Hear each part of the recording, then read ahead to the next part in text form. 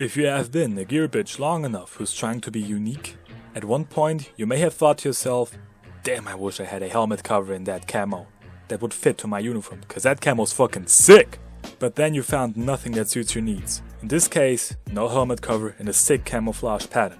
Maybe you want a helmet cover in Polish woodland, 3-color desert, US woodland, KSK trial desert pattern, or Swiss alpenflage, and thought to yourself, damn, I wish I could do this shit myself. Well, today we're gonna fix it, because I'll show you how you can make a helmet cover for the MICH2000 yourself. Stay tuned for a video in the future on how to make covers for fast helmets. Be advised that the same method can also be used to make covers for MICH2001 and 2002 helmets.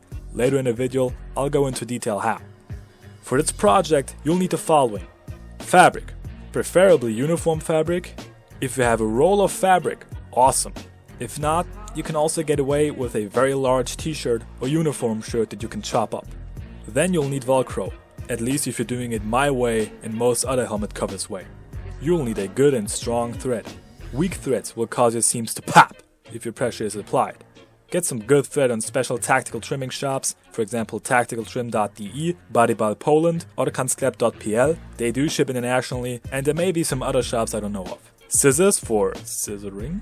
And last but definitely not least, a sewing machine. Or if you have a truckload amount of patience and time and skill, you can also do it by hand. Very important for this project is a template in the right size.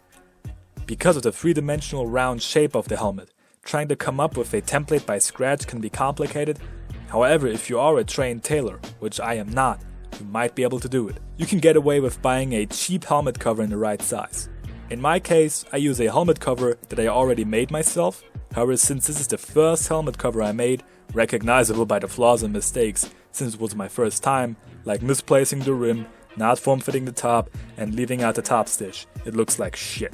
But it's good enough for me as a template, due to its form-fitting nature, as I had adjusted it several times afterwards, which is also why it looks like shit. And I'll remember those mistakes, so the next cover will be awesome. If possible, try to open the seams to be accurate with your measurements. But if you have no other choice than to cut it up, please be precise. You will end up with 3 parts: left, right and center. Place those templates onto your desired fabric and draw the outlines of the helmet onto them. The optimal tool for that is chalk. However, if you don't have chalk, you can also use an erasable pencil.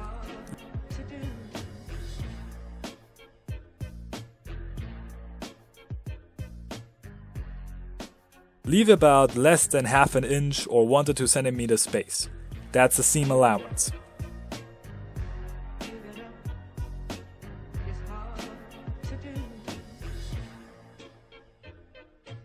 Reverse one side of the cover and start sewing. Depending on the thread you have, you want to go over at least 1 or 2 times. Once you're done with that, do the other side.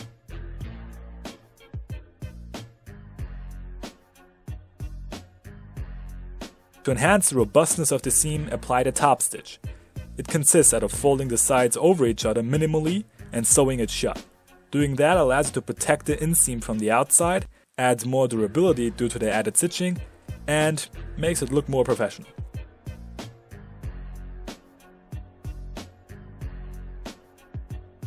Before you progress, apply the helmet cover onto your helmet to discover any possible misfits. I noticed that there is excess material on the top, like on my first cover. To counter that, I have to tighten it. For that, pick the spot of most excess, pinch it together or mark it. Turn it around and sew it shut. Remember the top stitch on there too. This may take a couple of tries if you're inexperienced. Do that on both sides at the same height to keep the professional look going. This is also the perfect timing to mark spots where you want accessories like Velcro, retention straps and whatever your little airsoft heart desires.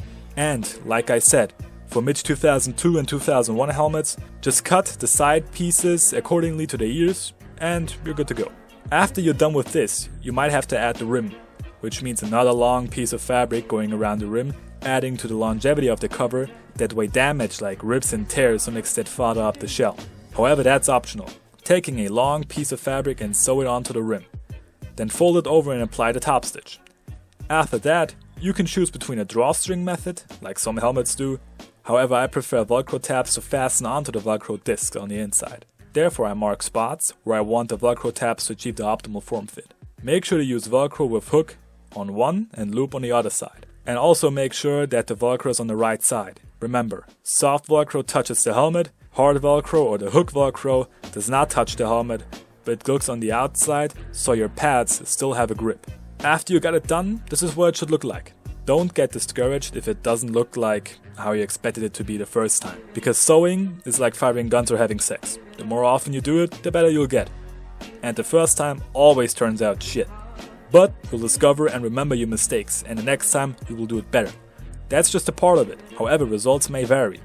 I've been into sewing for more than a year now, and I still make mistakes. And please don't think, oh, I watched a tutorial, everything's gonna be 100% fine. No.